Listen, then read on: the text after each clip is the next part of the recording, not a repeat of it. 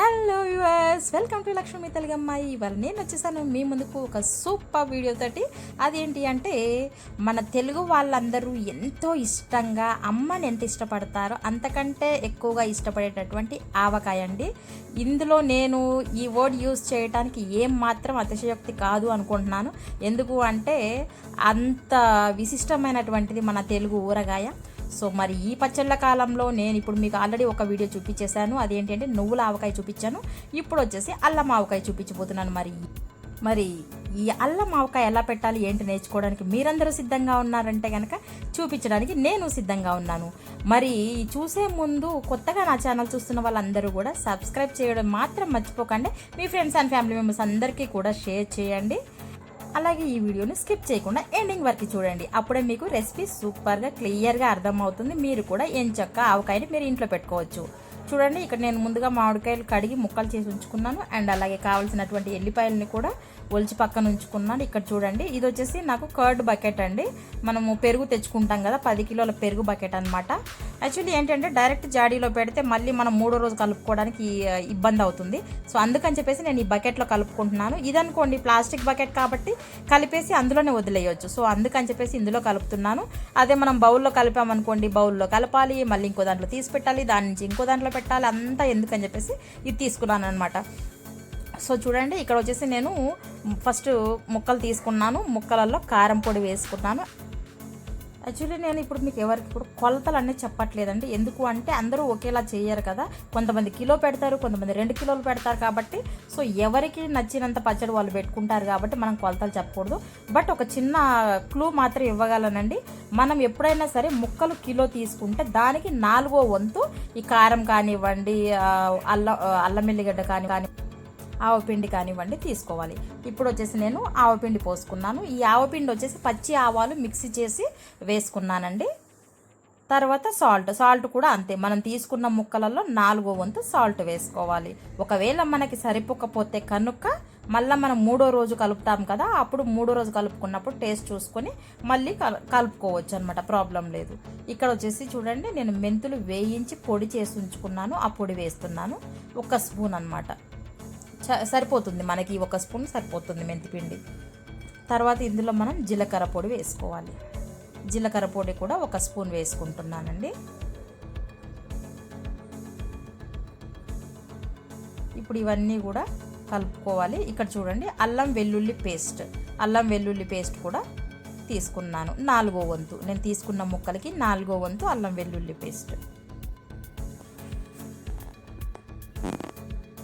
ఇప్పుడు ఎల్లిపాయలు వచ్చేసి మన చాయిస్, వెన్నైనా వేసుకోవచ్చండి, పొట్టు తీసుకొని వేసుకోవాలి.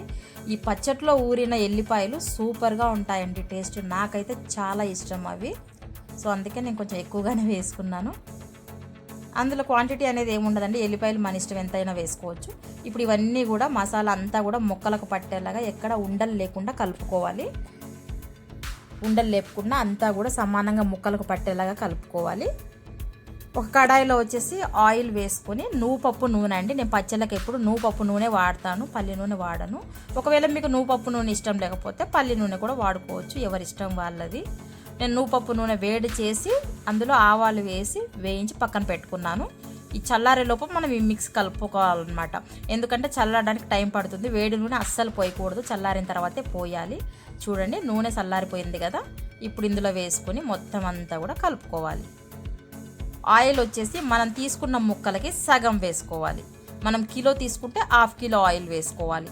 కొంతమంది ఈక్వల్ క్వాంటిటీ కూడా పోస్తారు, బట్ అంత అవసరం లేదు, 1/2 క్వాంటిటీ చాలు.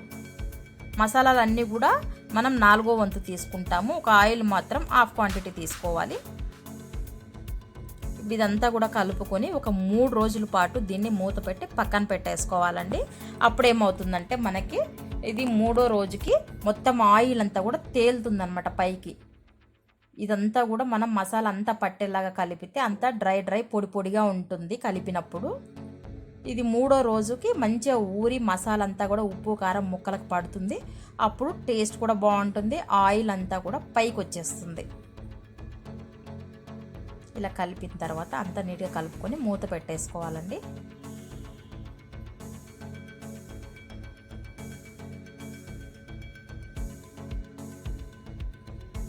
ఇది మనం కల్లుప్పు వేస్తాం కదండి, కల్లుప్పుని మనం మిక్సీ చేసి వేసినప్పటికీ కూడా అక్కడక్కడ కొంచెం ఉండలుగా ఉంటుందన్నమాట. దాన్ని ఖచ్చితంగా మనం మెదుపుకోవాలి, లేదంటే ఆ ఉండలు అలాగే ఉండిపోతాయి.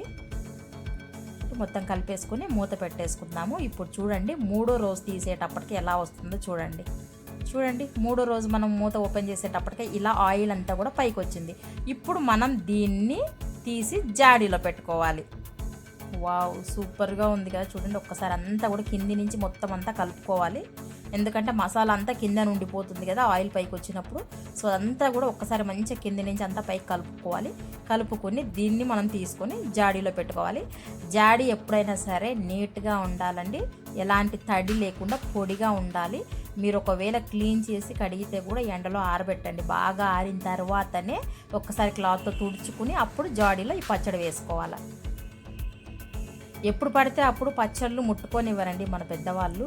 అమావాస్య పౌర్ణమికి కానివ్వండి, శుక్రవారం, మంగళవారము, లేదా ఇంట్లో ఏదన్నా ఉన్నప్పుడు ఉంటాయి కదా మైలు, అట్లాంటివి ఉన్నప్పుడు కూడా తగలనివ్వరు. ఎందుకు అంటే బూజు పడుతుంది, పాడవుతుంది అంటారు. సో ఇలాంటి నియమాలన్నీ కూడా మనం కూడా పాటిద్దాం, పెద్దవాళ్ళ ఆచారాలన్నీ కూడా. మన పచ్చడి 1 year పాటు ఇలాగే ఫ్రెష్గా ఉంటుందండి. సో ఇది ఫ్రెండ్స్ ఇవాళ నా వీడియో. మన ఆవకాయ పచ్చడి రెడీ అయిపోయింది కదా, ఎమ్మిగా చూస్తుంటే నోట్లో నీళ్ళు ఊరిపోతున్నాయి. ఇంకా వెయిట్ చేయడం నా వల్ల అస్సలు కాదండి. సో అన్నం కూడా వేడిగా వండేసాను. ఇంకేంటి, మనం బకెట్ ఖాళీ చేసేసాం కదా, మొత్తం అంతా తీసి జాడీలో పెట్టేసాం.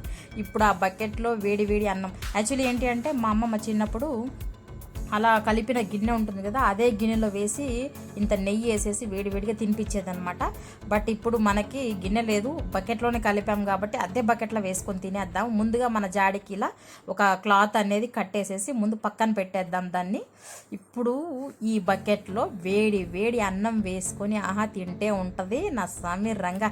సో ఇదనమాట, ఇంకా నేను అస్సలు వెయిట్ చేయలేను. మీరు కూడా ఇలాగే మీ ఇంట్లో ఇదే రెసిపీని ఫాలో అయిపోయి ఆవకాయ చేసేయండి ఈ సీజన్లో. సో ఎలా వచ్చింది అనేది నాకు మళ్ళీ కామెంట్ రూపంలో తెలియజేయండి. సో ఇది ఫ్రెండ్స్ ఇవాళ నా వీడియో. కొత్తగా నా ఛానల్ చూస్తున్న వాళ్ళు ఎవరైనా ఉంటే కనుక మీ ఫ్రెండ్స్ అండ్ ఫ్యామిలీ మెంబర్స్ అందరికీ షేర్ చేయండి, లైక్ చేయండి, కామెంట్ చేయండి. అండ్ అలాగే సబ్స్క్రైబ్ చేయడం మాత్రం మర్చిపోకండి. సబ్స్క్రైబ్ చేసిన తర్వాత దాని పక్కన బెల్ బటన్ ఉంటుంది. ఆ బెల్ బటన్ ఒత్తితేనే నా నోటిఫికేషన్స్ అన్నీ కూడా ఎప్పటికప్పుడు మీకు వస్తూ ఉంటాయి. అండ్ అలాగే నేను ఇంకా మంచి వీడియోస్ చేయడానికి కూడా అవకాశం ఉంటుంది. ఇప్పటివరకు నన్ను చాలా ఆదరించారు, ఇంకా మీదట కూడా ఇలాగే ఆదరిస్తారని చెప్పేసి కోరుకుంటూ నెక్స్ట్ ఇంకో మంచి వీడియోతో మళ్ళీ మీ ముందుకు వస్తాను. అప్పటి వరకు సెలవు, బాయ్, టేక్ కేర్.